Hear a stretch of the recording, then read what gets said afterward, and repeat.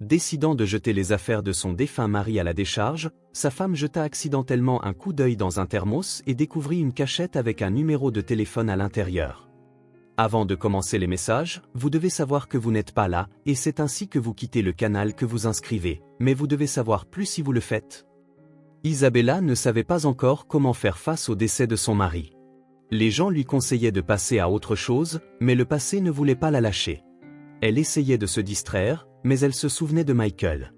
Peut-être que leur relation n'était pas parfaite, ils vivaient comme tout le monde, parfois se disputaient, mais maintenant elle ne se souvenait que des bons moments et se reprochait constamment beaucoup de choses, surtout de ne pas avoir donné à son mari l'enfant dont il rêvait.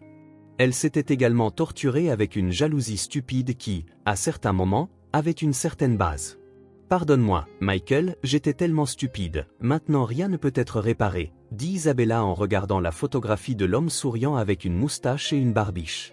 Ses yeux marrons semblaient légèrement confus, comme s'il demandait pourquoi elle avait vécu si peu. À côté de la photo dans un cadre matinal se trouvait un miroir rond de couleur rose poudré. C'était ridicule, mais Isabella aimait voir son visage à côté de la photo de Michael de cette manière, et maintenant elle fixait son reflet.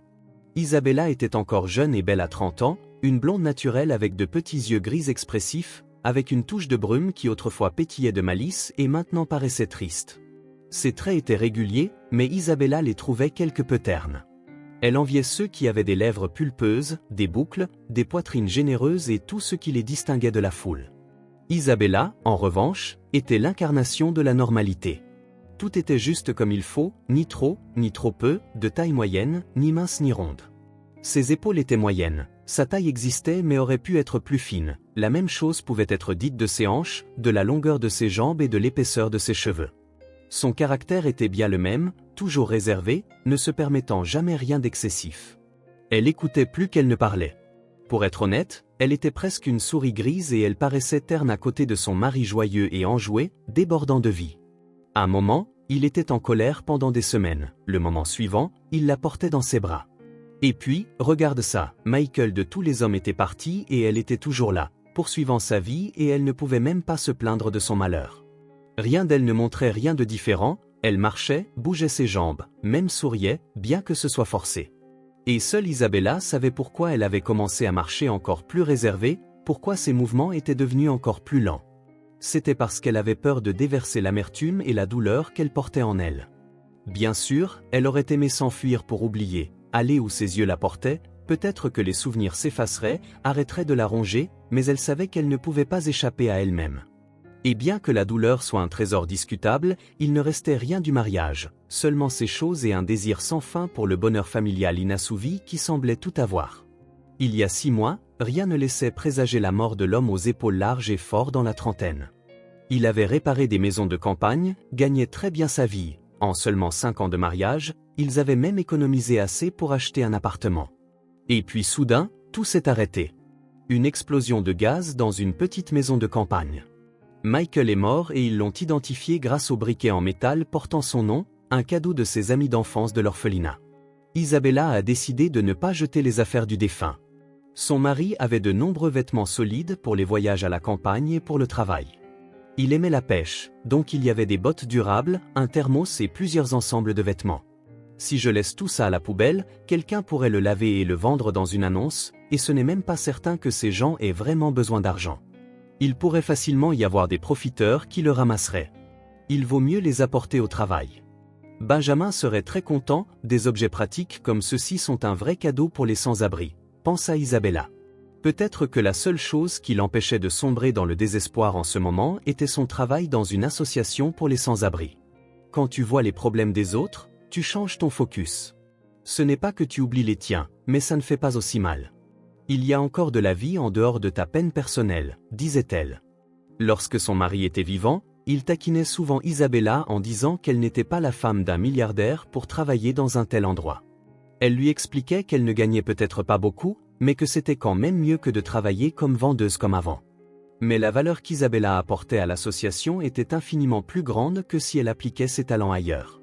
Elle était pratiquement idéaliste, une combinaison rare, et trouver une personne honnête et travailleuse pour un tel poste était encore plus rare. Henry Addington, le directeur, la louait toujours. Apprend d'Isabella, elle n'aborde pas la tâche formellement, elle prend toujours le temps de comprendre personnellement les problèmes et les besoins. Ce n'est pas juste une question de collecter de l'argent et des objets, ils doivent aussi être distribués correctement, de manière à ne pas offenser les gens. S'il vous plaît, monsieur Addington, ne me faites pas trop de compliments, rougit Isabella mais était contente. L'homme âgé, comme elle, se consacrait de tout cœur à leur cause. À bien des égards, il était devenu une figure paternelle et un mentor pour elle. Il la soutenait et la guidait.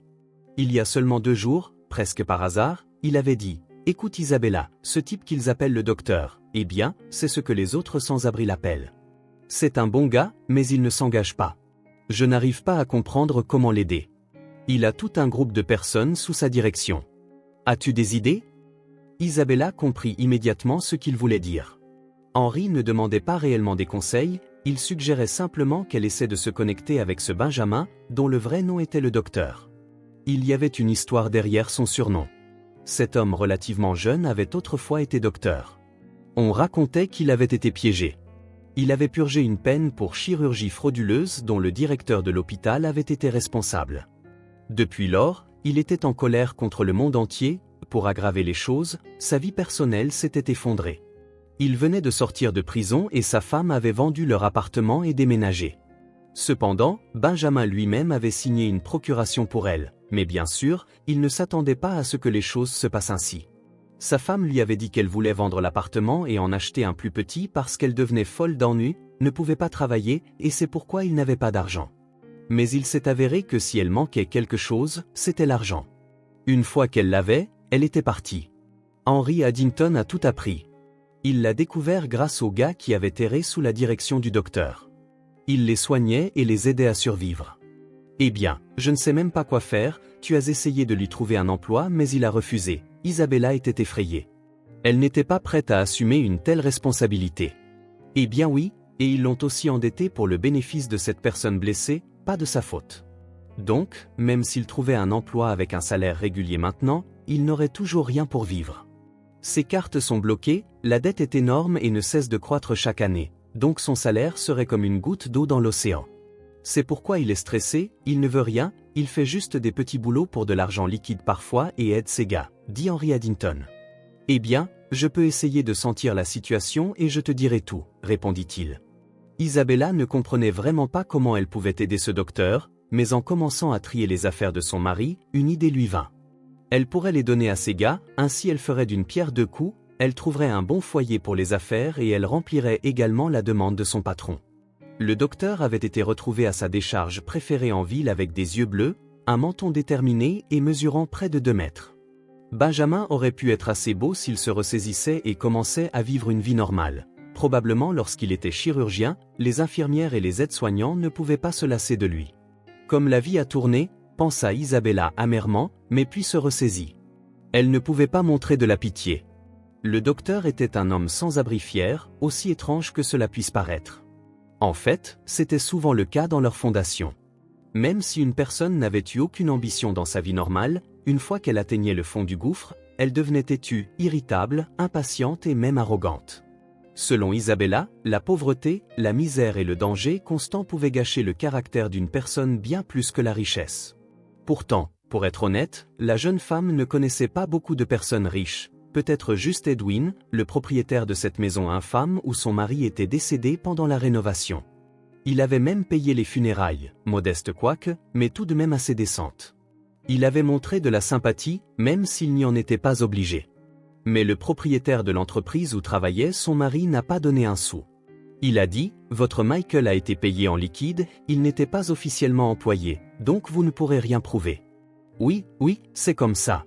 Les gens riches étaient différents, mais les pauvres étaient les mêmes, le même discours et le désespoir dans leurs yeux qu'ils essayaient désespérément de cacher sous un masque d'indifférence feinte ou même une sorte de bravade. Comme quoi la vie, je n'ai pas peur de toi, ça ne peut pas aller pire. Wow, c'est génial et ce n'est même pas le nouvel an, dit Benjamin joyeusement et commença à distribuer des affaires parmi les autres vagabonds. Merci, surtout pour les chaussures. Oh, c'est bien, votre mari avait de si grands pieds, termina le docteur en trébuchant et rougissant naturellement. C'était une personne délicate, ne voulant pas rappeler à la veuve le décès de son mari comme les autres vagabonds. Il était pleinement conscient que personne ne devait jamais être rappelé, même d'une petite blessure, encore moins de quelque chose d'aussi grave. Une personne n'est pas faite de caoutchouc, elle endure et endure. Mais qui sait quelles sont leurs limites? À tout moment, le point de rupture peut survenir. Benjamin le savait par expérience, alors il décida immédiatement de faire amende honorable. Il mit un visage faussement joyeux et complimenta à nouveau les chaussures. Plus, comme on dit, pas moins, et l'âme n'est pas collée, c'est solide. Elles vont durer, si besoin, on leur mettra des patchs, une bonne chose, en amont. Eh bien, nous les gardons en bon état. Isabella était contente que le docteur, habituellement sévère et sombre, souriait maintenant et combien il était délicat. Il ne posait pas trop de questions sur le défunt, épargnant sa douleur inutile. Isabella se préparait déjà à partir. Elle regarda en arrière une dernière fois, contente de voir que le docteur admirait le thermos avec un regard d'émerveillement. C'était si grand, pourtant il était aussi heureux qu'un enfant. Il avait décidé de garder cet objet pour lui, tout le reste il l'avait donné. Isabella lui fit un signe de la main et se dirigea vers le bus, mais après avoir marché environ 10 minutes, elle entendit un souffle excité derrière elle. Elle fut même surprise. Qui sait quel genre de personne vit encore à la décharge? Oui, elle aurait dû accepter de se faire accompagner, même si c'était en plein jour. Tout pouvait arriver. Isabella se retourna, alarmée. Elle peinait à tourner la tête, ses jambes semblaient enracinées sur le chemin rocheux et son cœur commença à battre plus lentement, comme s'il voulait aussi l'aider à se cacher. Instinctivement, elle replia sa tête dans ses épaules. « Je t'ai fait peur, désolé, j'aurais dû crier pour te faire savoir que c'était moi. Quel imbécile, je n'y ai même pas pensé. » Avant même de voir Benjamin, Isabella l'avait entendu et elle exhala de soulagement. « Oui, je ne vais pas mentir, j'avais vraiment peur, » admit-elle. Ses joues devinrent cramoisies avec la soudaine vague de soulagement que le danger était passé. « Eh bien, j'ai trouvé quelque chose dans le thermos, » dit le docteur en lui tendant un billet avec un numéro de téléphone écrit au crayon. C'est un peu étrange que Michael garde de l'argent dans un thermos et pourquoi il aurait caché une cachette de moi, et à qui est ce numéro? Isabella se figea, ne sachant pas quoi dire. Le vagabond attendait, regardant avec impatience, mais elle ne disait toujours rien. Puis le docteur lui tendit de nouveau l'argent. « Nous n'avons besoin de rien de ce qui n'est pas à nous, je vois que tu ne savais pas cela. Prends-le, nous sommes des gens décents, il est clair que tu ne vis pas dans le luxe. » Isabella réalisa soudain qu'elle devait dire quelque chose. Elle força le sourire et dit à peine audible, « Oui, c'était moi, je l'ai mis là. J'ai juste oublié, faisons comme ça, puisque tu as trouvé l'argent, laisse-le avec toi, mais j'ai besoin de ce numéro de téléphone. Un de mes amis vient de perdre son contact. » « Eh bien, merci, es-tu sûr de ne pas changer d'avis ?» Le docteur hésita, remuant les pieds, mais répondit quand même, « Je te conduis au minibus pour que personne d'autre ne te fasse peur, ça ne te dérange pas ?» Isabella secoua la tête, alors ils marchèrent ensemble en silence. Ils ressemblaient probablement à un étrange duo de l'extérieur, le géant aux longs cheveux noirs et gras et aux vêtements en lambeaux, et la femme soignée de taille moyenne avec un béret rose moelleux et un vieux manteau à carreaux. Il était comme Gulliver, avançant de grands pas, puis se retournant et attendant qu'Isabella le rattrape. Elle traînait et faisait de petits pas, souhaitant pouvoir pleurer sur la cachette cachée de son défunt mari. Elle ne pouvait pas simplement ignorer ces numéros, elle devrait les composer et découvrir quelque chose qui pourrait être désagréable ou même effrayant, comme le fait que son mari aurait pu avoir une maîtresse.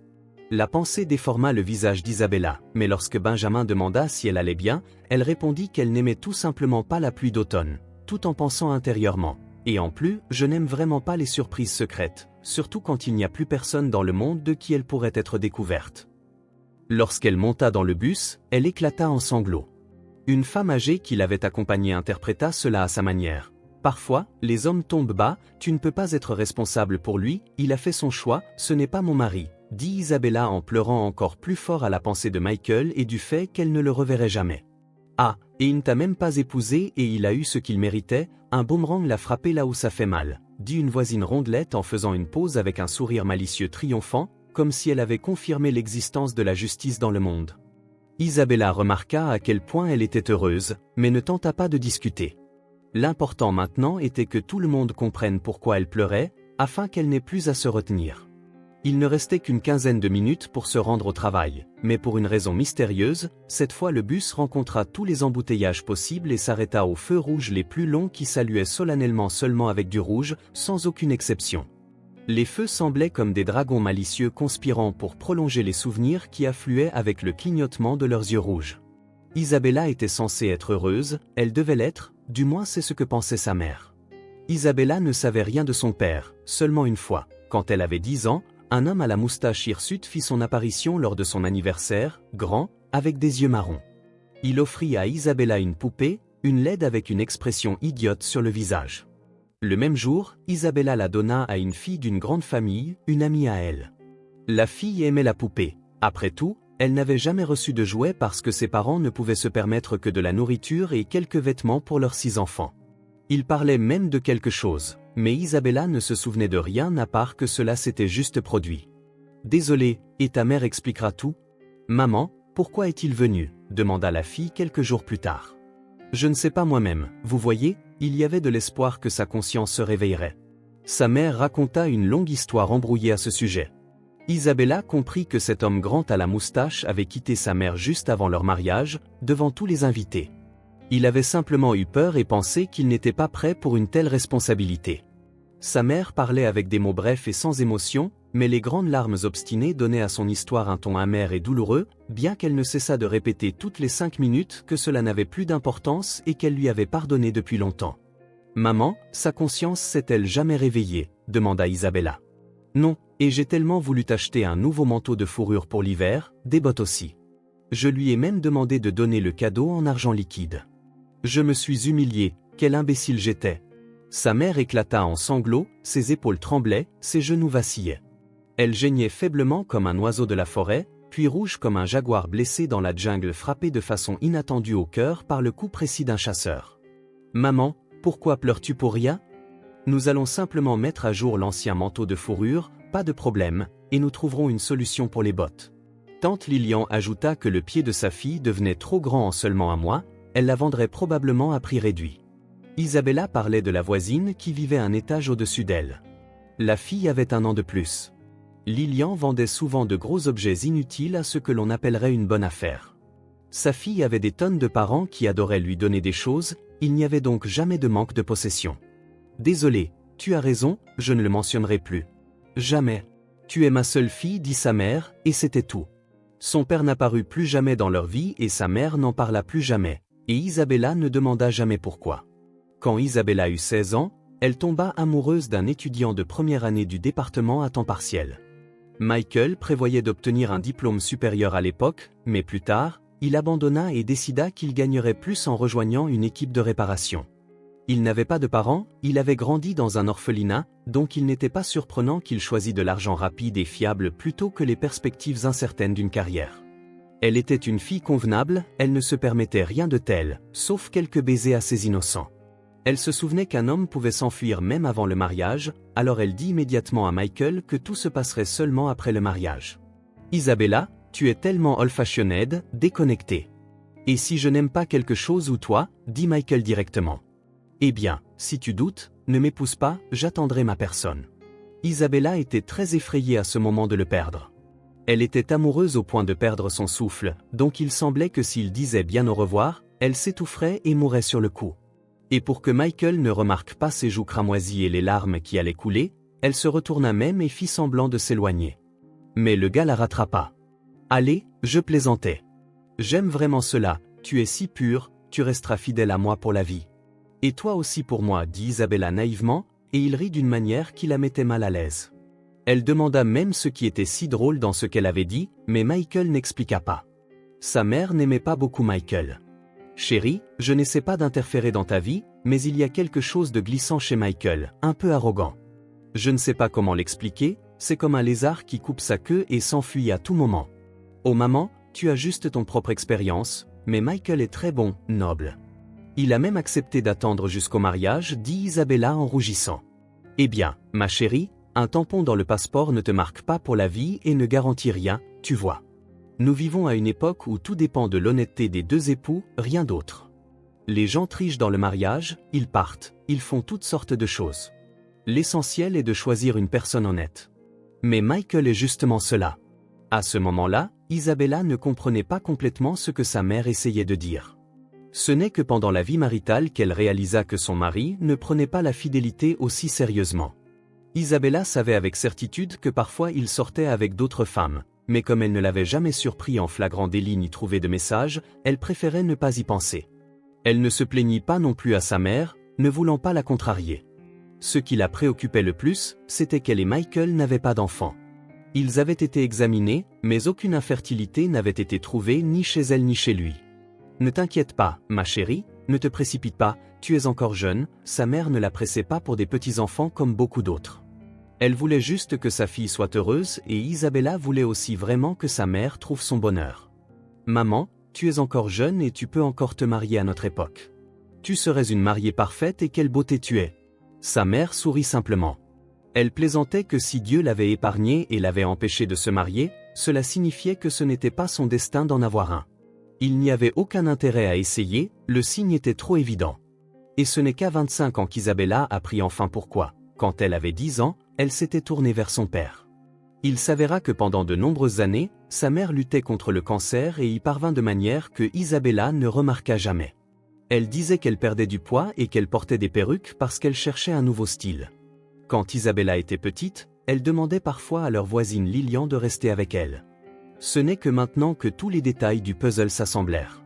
Sa mère avait failli mourir à l'époque, elle avait accepté une opération malgré des chances minces et elle avait survécu. Peut-être était-ce aussi parce que le père d'Isabella était si irresponsable, n'offrant aucun espoir ni aide. Il était venu aux funérailles de sa mère, bien qu'Isabella ne lui ait rien dit. Il avait prononcé quelques mots généraux sur l'amour de sa fille, peu importe quoi, mais le destin avait tourné de cette façon. Il n'avait laissé aucun numéro de téléphone ni offert d'aide, restant fidèle à son caractère habituel. Cependant, Isabella ne s'attendait pas à autre chose. 1 an plus tard, Michael dit « J'ai réfléchi, tu as des économies, n'est-ce pas? Pourquoi sommes-nous à l'étroit dans cet appartement d'une pièce que le gouvernement m'a donné? Vendons ton appartement d'une pièce, mettons nos économies et achetons un bel appartement de 3 chambres. J'espère vraiment que nous aurons des enfants un jour. » Il fit sa proposition. « Eh bien, je ne suis pas encore prête pour ça. Es-tu sûr que nous serons ensemble pour la vie et que nous ne finirons pas par nous séparer? » Pendant ce temps, bien qu'Isabella se sente seule, elle ne put s'empêcher de remarquer les conversations animées de son mari dans la salle de bain. Il allumait toujours l'eau pour que sa femme n'entende rien. Isabella lui demanda pourquoi il avait besoin de parler là-bas, mais Michael marmonna quelque chose d'incompréhensible en réponse et devint rouge. Il l'accusa aussi d'être égoïste, complètement absorbé par le deuil de la mort de sa mère et de l'avoir oublié. Il était difficile pour lui de regarder son visage triste et terne toute la journée. Isabella commença même à penser que peut-être son mari était tombé amoureux d'elle et prévoyait de divorcer. Puis il eut cette proposition de fusionner leurs appartements. Il était clair qu'elle doutait de la bonne idée. « Isabella, tu te trompes si tu ne me fais pas confiance juste parce que je parle parfois à des amis pour me distraire, cela ne signifie pas que tu n'es pas importante pour moi. Je ne t'ai jamais trompé, fais-moi confiance et je veux avoir des enfants seulement avec toi. » Après un moment, Isabella accepta parce qu'après cette conversation, son mari avait vraiment changé pour le mieux. Il devint plus attentionné, arrêta de se verrouiller dans la salle de bain pour ses conversations et commença à rire davantage. Il rentrait à la maison chaque nuit. Elle pensait peut-être qu'elle n'avait vraiment rien à perdre. Ils avaient tous les deux le même type d'appartement d'une pièce. Oui, celui d'Isabella était légèrement meilleur, mais son mari ajoutait à leurs économies. Personne ne pouvait dire que c'était un accord inégal, alors elle décida de suivre. La principale raison était son désir de faire un pas vers son mari, de repartir à zéro. Elle pensait que s'il y avait une chambre pour le bébé, il viendrait vraiment. Isabella prépara même une des chambres comme une nurserie, mais le désir de grossesse ne vint jamais et bientôt sa relation avec son mari retomba dans son ancien schéma. Il disparaissait pendant des semaines lors de ses sorties de pêche, les conversations dans la salle de bain recommencèrent et parfois même la nuit, et il rentrait souvent tard. Pourtant, il y avait encore de bonnes choses dans sa vie avec Michael. Il lui accordait beaucoup d'attention, ne lui interdisait pas de travailler à l'abri des sans-abri, bien qu'il fasse souvent des commentaires ironiques sur son travail et son salaire. Mais il n'oubliait jamais son anniversaire ni leur anniversaire de mariage. Il lui faisait des cadeaux, était attentif et ne manquait jamais de la complimenter. Ce n'était pas que Michael était un prince parfait, mais il était quand même un mari assez décent. Ils passaient beaucoup de temps ensemble, il était toujours prêt à l'écouter. Surtout, il ne la reprochait presque jamais de ne pas pouvoir avoir d'enfants. Il disait même, « Isabella, ne t'inquiète pas autant, la famille ne se résume pas à avoir des enfants. L'important est que nous nous soyons trouvés. Si tu as un enfant, tant mieux, sinon, nous nous en occuperons. D'ailleurs, nous pouvons toujours adopter. » Donc, quand Isabella se fâchait parfois contre lui, elle se rappelait toujours combien il était rare de trouver un homme aussi compréhensif. En fait, Michael aidait parfois avec le ménage, pas souvent, mais cela arrivait, et pendant les fêtes, il aidait à cuisiner. Et le plus important, c'était qu'il était son premier amour et son premier homme. Pour cela, elle était prête à beaucoup lui pardonner. Donc, quand il semblait qu'il la trompait ou qu'il était distant, Isabella se rappelait qu'elle exagérait probablement et qu'elle voulait un mari parfait. Mais elle était très chanceuse comme ça l'était. « Hey, madame, faisons-nous le tour pour une deuxième fois, alors vous devez payer à nouveau pour la visite de la ville. » Isabella sortit de la plaisanterie du chauffeur. Il était déjà entré dans la cabine et avait dû tirer sur son épaule, apparemment incapable d'attirer son attention autrement, de peur qu'elle ne s'endorme ou qu'elle ne soit trop perdue dans ses pensées. « Désolé, je rêvais éveillé, ça a été une journée difficile. Non, je ne ferai pas le deuxième tour. » Avec ces mots, Isabella descendit du minibus et se dirigea vers son travail. « N'oublie pas ton téléphone ou tu manqueras ton rendez-vous. » Le chauffeur lui tendit un morceau de papier coloré sur lequel Isabella copia le numéro de téléphone mystérieux de la facture. « Merci. » Isabella faillit laisser tomber le rappel maudit de son passé et peut-être aurait-il été mieux ainsi. Elle n'aurait pas eu à appeler et découvrir quelque chose à propos de Michael. L'autocollant était rouge, ressemblant à un feu de circulation rouge, presque en criant « Ne revis pas le passé, laisse-le tranquille, maison. Tu libéreras un génie inconnu de la bouteille et comment le récupéreras-tu » Isabella y pensa toute la semaine, mais lorsque le week-end suivant passa et qu'un nouveau commença, elle pensa qu'il valait mieux tout savoir que de continuer à souffrir ainsi. La semaine précédente, elle avait perdu pas mal de poids et avait presque complètement perdu son apparence jeune. La photo de Michael semblait soudainement presque désagréable. L'homme défunt regardait à travers le cadre noir, sûr de lui et cynique. Donc, avant que son esprit ne se brise complètement, Isabella décida de tout découvrir. Elle composa le numéro presque immédiatement. Un homme répondit « Orphelinat, bonjour, comment puis-je vous aider ?»« Eh bien, vous voyez, mon mari a laissé ce numéro de téléphone. » Isabella ne savait pas quoi dire d'autre, elle ne comprenait même pas pourquoi son mari avait inscrit le numéro de l'orphelinat sur un billet. Que pouvait-il vouloir de là-bas? Quel est son nom de famille? Demanda la voix de l'autre côté avec sévérité, comme si Isabella essayait de les tromper. Elle donna le nom de famille, le prénom et le patronyme, et ce n'est qu'alors qu'elle réalisa qu'elle devait mentionner que Michael n'était plus en vie, mais elle n'eut pas l'occasion. L'employé qui répondit avait déjà commencé à feuilleter le registre des visites. Ah oui, Michael a rendu visite à Christopher. Le garçon est très gentil mais a quelques problèmes, un retard mental en développement. Sa mère est morte lors de l'accouchement, on dit qu'on l'avait averti que si elle accouchait, elle ne survivrait pas, ni elle ni le bébé, ou les deux. Intéressant, pourquoi ne m'interroge-t-il pas sur qui je suis? Eh bien, que puis-je faire? Cela doit être l'enfant illégitime de mon mari. Bien qu'il y ait une chance qu'il ait juste voulu adopter quelqu'un et qu'il y ait cherché, mais n'avait pas eu le temps de me le dire. C'est de ma faute, je n'ai pas eu d'enfant. Ces pensées traversèrent l'esprit d'Isabella pendant que l'employé continuait de parler du garçon de 7 ans. Alors, vous prévoyez de l'adopter? Demanda soudainement Gregory Albertsons. Isabella eut l'impression d'avoir été giflée, réveillée ou d'avoir de l'eau froide jetée sur son visage. Donc, c'est pour cela qu'il n'avait rien demandé de particulièrement important. Il a dû penser qu'elle était la femme qui avait rendu visite à Christopher avec son mari plusieurs fois. Se pourrait-il que Michael ait eu 2 maîtresses, l'une décédée lors de l'accouchement, l'autre lui rendant visite à l'orphelinat et que ce ne soit que cette année, peu de temps avant sa mort? Isabella ressentit une vague d'amertume la submerger. Elle déboutonna même son chemisier et ouvrit la fenêtre à grands coups parce qu'elle ne pouvait pas respirer à cause du choc des nouvelles. Elle tenta de se calmer. Après tout, qui savait avec qui Michael avait été et ce n'était même pas clair si cet enfant était le sien. Ah, mais mon mari est mort, donc je n'avais pas pensé à l'adoption. Isabella réussit finalement à dire « Je comprends tout, Christopher n'est pas un enfant ordinaire, il demandera beaucoup d'efforts, donc il n'y a pas besoin de faire des excuses. » L'employé lui parla maintenant avec irritation « Mais je n'invente rien. » Isabella balbutia « Vraiment ?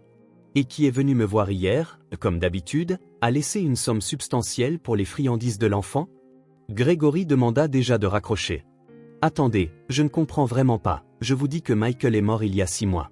Êtes-vous sûr que c'était lui? Êtes-vous sûr de ne pas vous tromper? Demanda Isabella. Apparemment, sa voix semblait tellement étrange que même l'employé sévère qui la soupçonnait de mentir s'adoucit après une brève pause. Il dit « J'aimerais pouvoir dire quelque chose de différent, mais j'ai vraiment vu votre mari. » Je ne sais pas quel genre de relation vous aviez, mais je veux dire, ce n'était pas vous qui êtes venu avec lui. Je ne suis jamais allé dans votre orphelinat. Eh bien, je ne sais pas quoi dire d'autre. Si vous avez besoin de quelque chose, n'hésitez pas à appeler. L'employé termina la conversation. Après avoir raccroché, Isabella attrapa la photo de son mari sur l'étagère et la lança contre le mur de toutes ses forces. Donc, tu es vivant, c'est comme ça, vivant quelque part sans moi, comme si rien ne s'était passé. Préparant d'adopter ce Christopher et tu te fiches de ta femme. Le cadre en plastique ne se fissura même pas. Isabella prit la photo, essuya la poussière et la remit à sa place. Elle pensa, et si le gardien s'était trompé après tout? Tout peut arriver dans la vie, il doit y avoir une explication raisonnable. Que dois-je faire? Je ne peux pas exactement rôder à l'orphelinat comme une fouineuse, personne ne la laisserait faire cela et les enregistrements des caméras n'aideraient pas non plus. Le gardien l'avait bien fait comprendre. Je devrais appeler Edwin Brick, le propriétaire de la maison où Michael est mort, peut-être qu'il peut aider. Peut-être qu'il remarquera des détails que j'ai manqués. Isabella se rappela qu'il n'y avait pas vraiment eu de processus d'identification. Il n'avait trouvé que le briquet de Michael et ses chaussures à moitié brûlées, il n'y avait même pas eu de test génétique. Michael était né dans un orphelinat et personne ne savait s'il avait des parents vivants, et si oui, où les trouver. Isabella ne voulait pas vraiment démêler ce nœud, mais elle ne pouvait pas arrêter de penser que son mari pourrait encore être vivant. Cela ne la laissait pas partir, si réticente elle composa le numéro de l'homme d'affaires. Rencontrons-nous. Je comprends que c'est difficile d'accepter la mort d'un être cher. Edwin pensa qu'Isabella voulait simplement parler à nouveau de la mort de son mari et voir l'endroit exact où ils avaient trouvé son corps. Le lendemain, elle prit un jour de congé. Se dirigea vers la maison fatidique en espérant découvrir ne serait-ce que quelques détails. Monsieur Brickman, je ne veux pas tourner autour du pot, vous devriez savoir ce qui m'a amené ici. Isabella exposa honnêtement les détails de sa conversation avec le gardien. L'homme d'affaires ne pensait pas qu'elle était folle comme elle le craignait. La blonde d'âge moyen, déjà en train de grisonner et de petite taille, la regarda avec des yeux perçants. Vous savez, il y avait un compartiment secret dans ma maison. J'y ai gardé une grosse somme d'argent et des bijoux, rien d'illégal. J'ai juste réussi à éviter de payer certains impôts. Le cœur d'Isabella s'emballa de panique, c'était la dernière chose dont elle avait besoin. Était-il possible que son mari ait intentionnellement simulé sa propre mort, volé cette richesse et vive maintenant avec une maîtresse, l'oubliant complètement? Elle pensa accidentellement cela à voix haute, réalisa qu'elle était trop tard, mais Edwin avait déjà entendu et répondit. Vous savez, il n'est pas clair si l'explosion était accidentelle. Ils ont trouvé des bijoux qui avaient fondu, mais pas d'argent, mais c'est compréhensible, leurs billets en papier ils ont juste brûlé, donc je ne sais pas si Michael était impliqué. Je pense qu'il pourrait avoir trouvé le compartiment pendant la rénovation, mais si mon mari est vivant. Alors qui est mort? Isabella éclata presque en criant. Je ne sais pas, ses partenaires étaient absents ce jour-là, il travaillait seul. Le propriétaire haussa les épaules. Ils ont convenu de rester en contact si quelque chose d'autre leur venait à l'esprit, l'un appellerait l'autre. Isabella rentrait chez elle en état d'hystérie. Le passé ne s'était pas simplement glissé tranquillement hors de son trou comme un serpent venimeux, il l'avait attaqué comme une meute de chiens sauvages.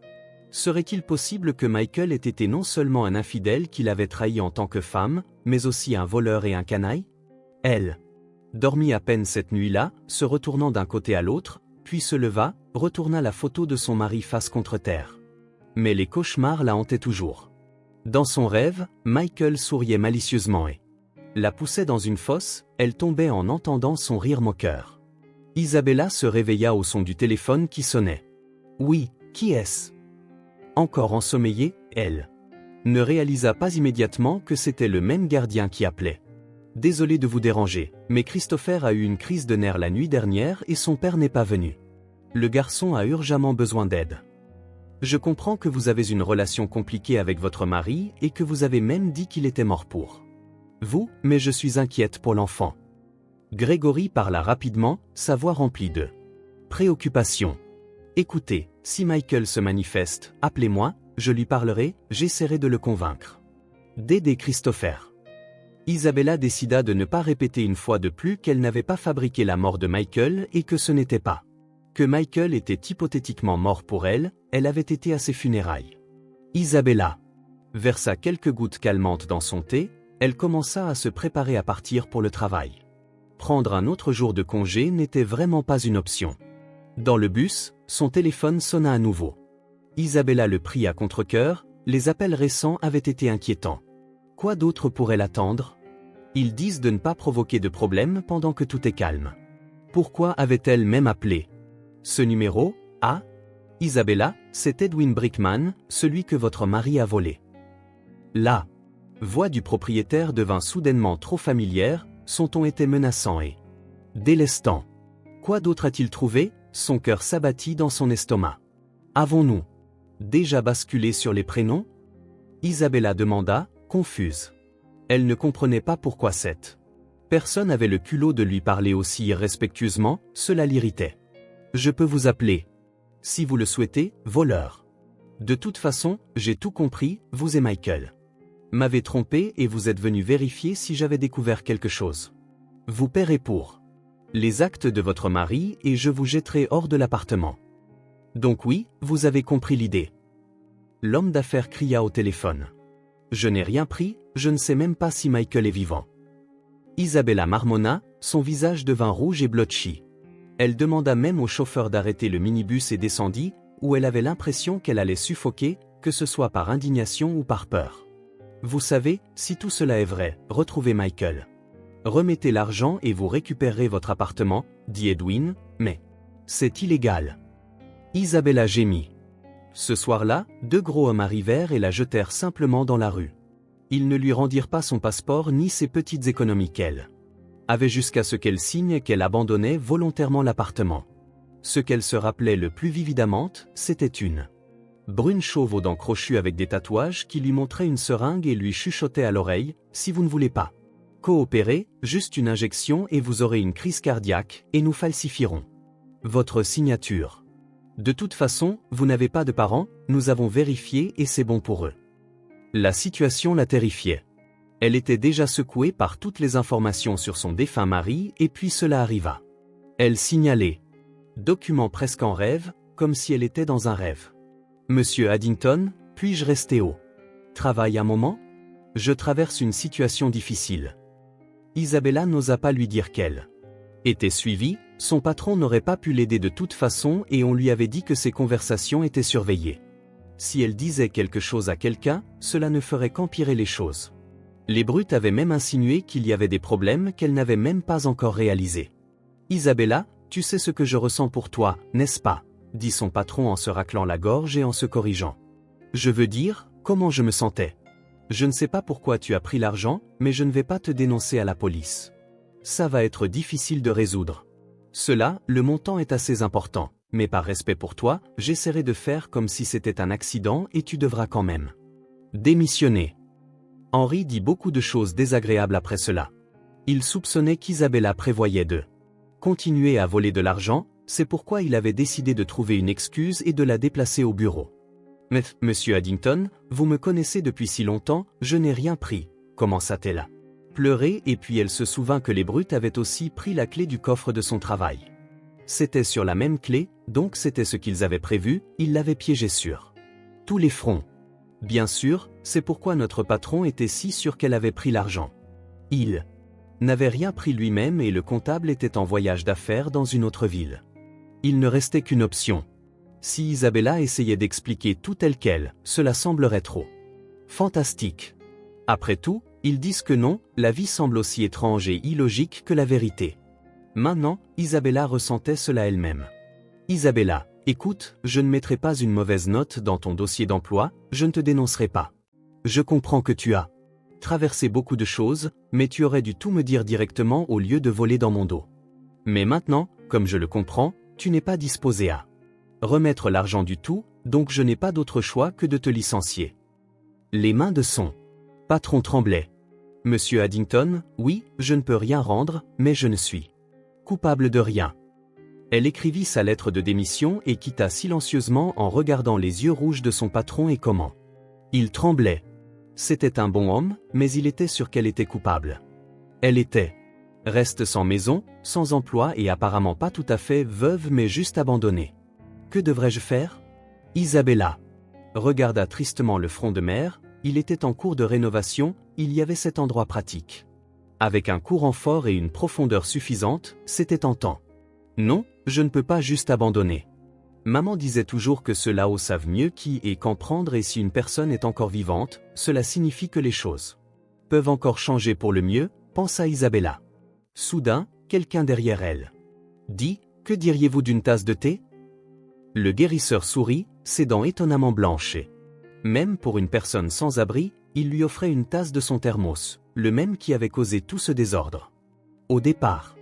Bien sûr, Isabella, répondit-elle et pour une raison quelconque, elle prit la tasse et lui raconta tout. Il sembla la croire, il resta silencieux, non surpris. Pas rien, posant seulement quelques questions. Eh bien, je me demandais pourquoi nous avions besoin de cette tente isolée. Vous savez, c'est une chose étrange, l'un des sans-abri s'est avéré ne pas être sans-abri du tout, juste en colère contre sa femme. Maintenant, ils se sont réconciliés et lui-même était coupable devant elle, il a dépensé toutes leurs économies en bêtises, mais ce n'est pas le point. Donc, ce Ramon nous a donné la tente hier. J'ai dit que seulement quelques personnes pourraient tenir ici au maximum, peut-être pour une princesse. Et il a dit, ne soyez pas en colère, c'est tout ce que je peux faire pour l'instant. Peut-être que quelqu'un tombera malade. Malade alors je vous aiderai davantage quand j'aurai un emploi. Vous suggérez de vivre dans une décharge? Isabella demanda. Ce n'est pas si mal, en fait. Je ne voulais pas vous offenser, mais s'il n'y a pas d'autres options, commença le guérisseur à s'expliquer. Non, il n'y a pas d'autres options. Isabella, sa seule amie, s'était depuis longtemps mariée à un Allemand puis avait disparu des radars. Elle ne voulait rien dans une nouvelle vie prospère pour ne pas que Rem lui rappelle son enfance pauvre dans une grande famille. Eh bien, allons-y, ne vous inquiétez pas. Je vous protégerai, nous avons de la nourriture organisée, vous vous souvenez de Denis? Il est dans un restaurant, il lui donne de la nourriture là-bas, et pas seulement des miettes, de la nourriture normale, juste. D'hier. Nous devons juste trouver quelque chose pour les vêtements, nous trouverons une solution, ça sera inconfortable comme ça. Benjamin peignit un tableau optimiste de leur future vie pour essayer de la réconforter, mais Isabella comprit encore qu'elle ne pourrait pas durer ainsi longtemps. C'est pourquoi elle était contente d'avoir réussi à attraper sa tablette, au moins elle pouvait écrire un blog sur sa vie, sur les autres. Sans abri, peut-être que quelqu'un les aiderait. Après tout, il y avait des gens compatissants là-dehors, mais il n'y avait toujours pas assez de preuves pour aller à la police. Son mari avait été officiellement enterré. Que pourrait-elle éventuellement réclamer contre le défunt? Merci Benjamin de te souvenir de la gentillesse, peux-tu m'aider à mettre un peu d'argent sur mon téléphone? Elle eut une idée et lui parla du blog. Le guérisseur dit qu'il n'était pas contre, mais qu'il devait d'abord vérifier avec les autres, il pourrait ne pas vouloir l'attention, c'est comme ça qu'ils font les choses ici, personne ne demande sur le passé de quelqu'un à moins qu'il ne choisisse de le partager, expliqua le guérisseur. Quelques semaines passèrent, il s'avéra que la tante n'était pas aussi mauvaise qu'Isabella l'avait imaginé, personne ne la dérangeait et la plupart des gens soutenaient son idée parmi eux-mêmes. Les autres commencèrent à l'appeler Isabella la résiliente parce qu'elle n'avait pas abandonné même dans une situation si difficile. Benjamin réussit à la trouver grâce à ses connexions, une veste chaude, 2 tailles trop grandes, il lui apporta aussi des pulls, des chaussettes, même des produits d'hygiène et des sous-vêtements et lui remit tout en rougissant. Très bientôt, Isabella découvrit des endroits où elle pouvait se doucher gratuitement et où des repas gratuits pour les sans-abri étaient distribués. Il s'avéra qu'il y avait plus de ces endroits qu'elle ne le savait quand elle travaillait à l'abri. Les sans-abri venaient et repartaient dans le groupe du guérisseur, le principal de l'entraide travaillait. Si quelqu'un réussissait à obtenir quelque chose, il le partageait avec les autres. Le blog d'Isabella gagnait très peu d'argent, elle n'avait même pas encore gagné $10. Mais cela lui donnait quelques perspectives et un sentiment de sécurité. Elle ne pouvait plus simplement être effacée silencieusement. Si ses ennemis avaient jamais une telle idée, au moins Isabella l'espérait. Isabella, nous avons besoin de ton aide ici, Gérald s'est caché avec un couple, il leur demanda de l'aide mais ils sont juste partis en conduisant. Il a même pris une photo de ces abrutis. Les connaissez-vous? Le guérisseur lui montra une photo d'une brunette aux larges épaules qui souriait à la caméra. Avec un regard qui disait « Que vas-tu faire à ce sujet? Derrière lui, une blonde aux cheveux bouclés et portant un manteau rouge fronça les sourcils de désapprobation. Le cœur d'Isabella commença à battre la chamade, elle commença à se sentir à bout de souffle, demanda de l'eau et quand elle retrouva son calme, elle dit « C'est Michael ?» Le guérisseur fronça les sourcils. « D'accord, alors aide-moi à prendre soin de Gérald. Quand il se sentira mieux, nous essaierons de lui poser plus de questions, peut-être qu'il se souvient de quelque chose d'autre. » Insolite, Isabella avait déjà accepté son destin cruel et avait même commencé à penser calmement au fait qu'elle pourrait finir sa vie dans une décharge, mais la photo éveilla quelque chose. En elle, elle voulait survivre quoi qu'il arrive. Une semaine plus tard, Gérald commença à se rétablir. Il s'avéra qu'il avait noté les numéros de plaque d'immatriculation de la voiture qu'il avait percutée et quelqu'un d'autre de l'équipe du guérisseur avait des connexions qui aidèrent à localiser l'adresse du propriétaire de la voiture, ou plutôt le propriétaire s'avéra être la blonde au manteau rouge. « Je vais aller lui parler, » dit Isabella. « Peut-être que je devrais, » suggéra le guérisseur. Quand elle refusa fermement, il ajouta qu'il n'interviendrait pas mais que si nécessaire, tout ce qu'elle avait à faire était de dire le mot, alors Benjamin ferait tout ce qu'elle demandait. « Merci, je ne sais même pas pourquoi vous faites tout ça pour moi, je dois être un fardeau en occupant la tente VIP. » Isabella sourit. « Vous êtes notre porte-bonheur, plus nous nous souvenons de la gentillesse et honnêtement, si les choses s'étaient passées différemment, » le guérisseur rougit soudainement à ces mots, mais Isabella comprit quand même qu'il l'aimait. Étrangement assez. En si peu de temps, Isabella avait également développé un faible pour Benjamin, mais un mariage dans une décharge était un peu trop pour elle, alors elle n'exprimait toujours pas ses sentiments. Pourtant, les autres sans-abri avaient d'une manière ou d'une autre découvert qu'Isabelle, de la désespérée, était la fiancée du guérisseur. Il l'avait même expliqué aux nouveaux arrivants. Bien qu'en chuchotant, Isabella l'entendait toujours, et bien sûr, Benjamin savait tout. Pour la rencontre avec son mari, Isabella s'habilla avec ses vêtements habituels, se soigna et se maquilla même, elle ne voulait pas avoir l'air pathétique. Elle sonna l'interphone, se demandant « Que dirais-je si sa maîtresse sort ?» Elle pensait à la confusion, mais ensuite la porte s'ouvrit et le voilà. Il avait une barbe, sa moustache était encore plus longue, on ne le reconnaîtrait pas tout de suite, mais Isabella comprit immédiatement que c'était Michael. « Pas mal pour un homme mort, » dit-elle.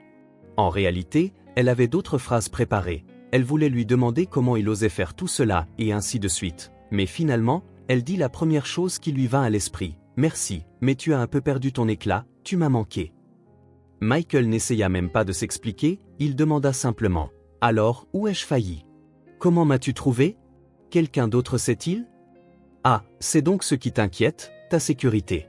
Tu sais, je vis maintenant dans une décharge, » expliqua-t-elle comment tout s'était passé avec l'appartement. « Eh bien, c'est dommage que cela ait tourné comme ça, mais pourquoi es-tu allé voir Edwin? Tu as tout révélé à lui, tu aurais dû rester silencieuse, tout se serait bien passé. Mais maintenant, désolé, je ne peux pas aider, je suis morte et tout va bien de l'autre côté. » Michael rit. Michael expliqua qu'il n'avait pas l'intention de se révéler, donc leur appartement commun n'était plus de son ressort. « Eh bien, je t'aimais, puis j'ai découvert que tu avais apparemment un fils. Tu sais, ce Christopher est en danger, il a des attaques de panique, sa gardienne m'a appelé. » Elle expliqua qu'elle avait trouvé le téléphone dans la thermos avec l'aide des sans-abri. « Oh, intéressant.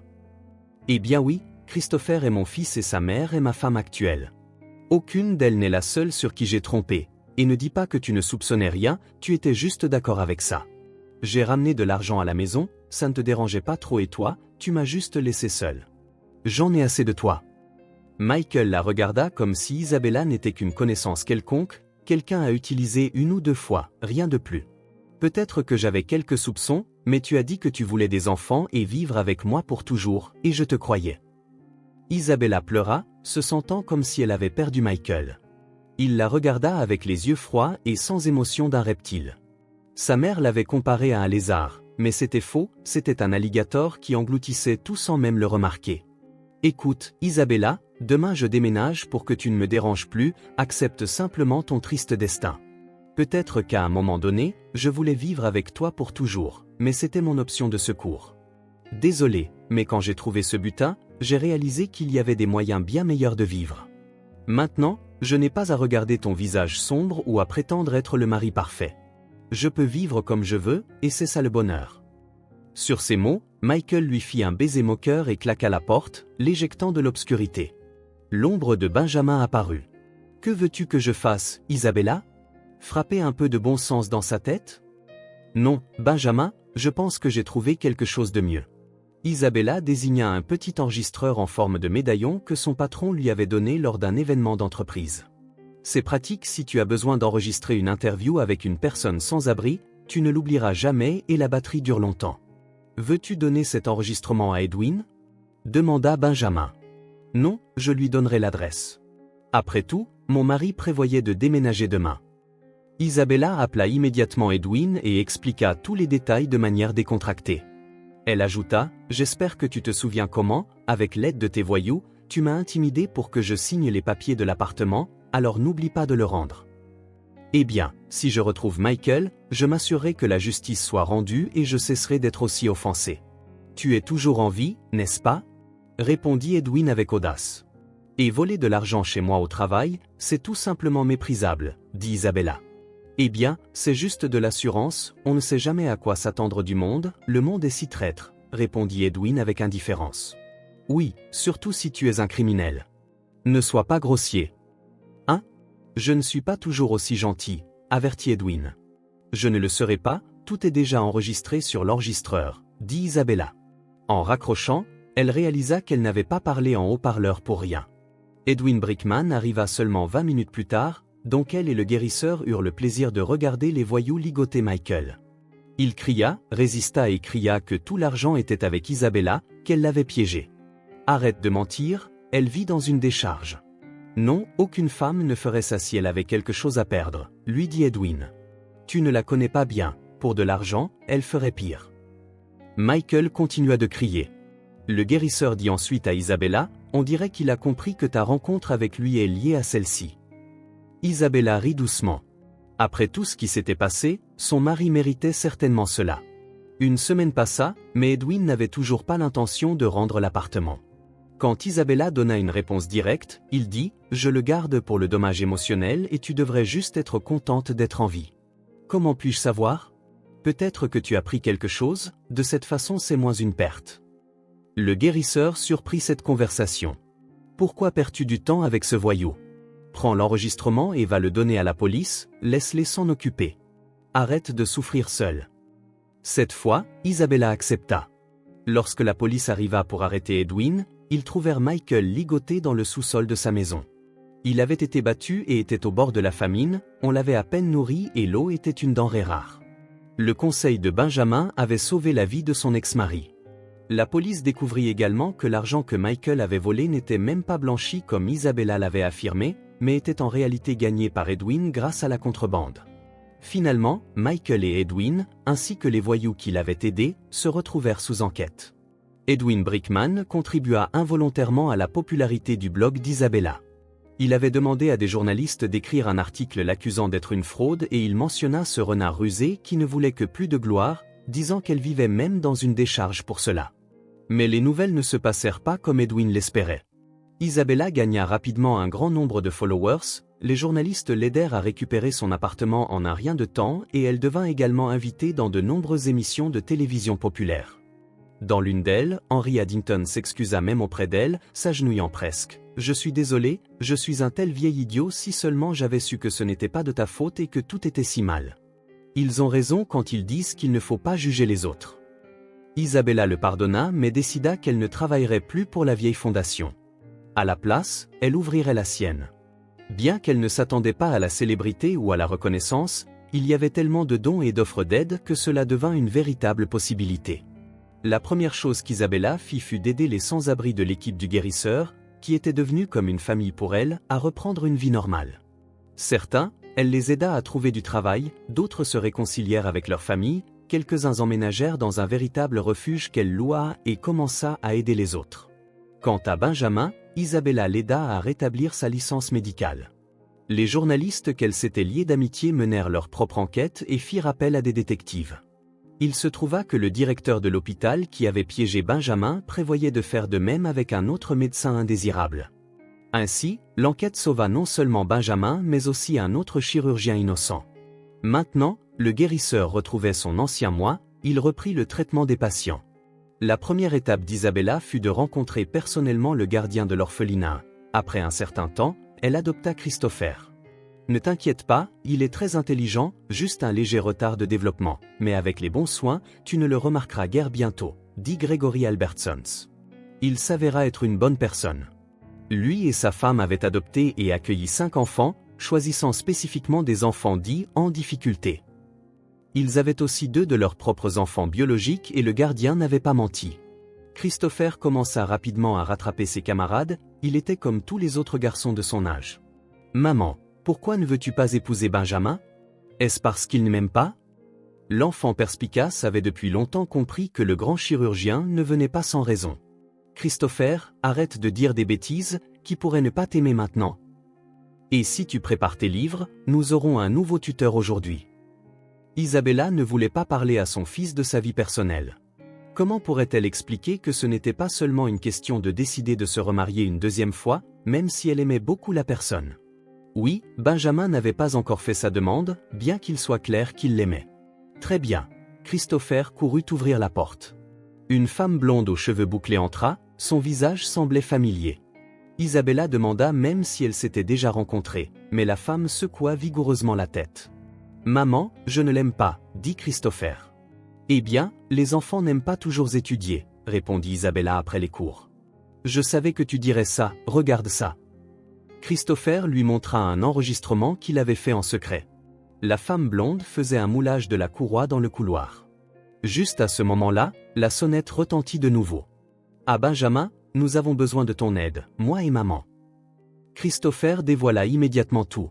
Benjamin suggéra de ne pas perdre de temps et d'aller à la police. Ils installèrent donc une surveillance sur l'appartement d'Isabella. Lorsque les fauteurs de troubles tentèrent de forcer la porte, eux et les autres furent attrapés. C'est ainsi qu'Isabella rencontra la dernière amante de son mari, celle qu'elle avait autrefois visitée. Catherine admit qu'elle avait été très en colère contre Isabella de ne pas lui avoir laissé profiter correctement de l'argent volé de Michael. Heureusement que Christopher est si vigilant, hein? Il devient un véritable détective. Benjamin souleva le garçon dans ses bras. « Benjamin, es-tu venu, maman, pour faire ta demande en mariage ?» demanda soudainement le garçon. « Comment as-tu su ça ?» Benjamin rougit. « Eh bien, tu ne viens généralement pas avec un si gros bouquet de roses et tu as gardé quelque chose dans ta poche, c'était probablement une sorte de boîte. Juste pour être sûr, j'ai vérifié quand tu as enlevé ta veste, une belle bague, et vraiment, c'était facile de deviner. Tu étais tellement bien habillé dans ton costume et ta chemise blanche, expliqua l'enfant. Eh bien, maintenant que j'ai été démasqué, j'admets que c'était exactement ça, mais tu m'as vraiment surpris avec ta nouvelle, alors j'ai décidé de tout mettre en attente. » Benjamin rougit. Isabella ne savait pas quoi dire en réalité, elle attendait la demande depuis longtemps, mais elle ne pouvait pas lui demander de la faire. « Eh bien, maintenant tu as le temps ?»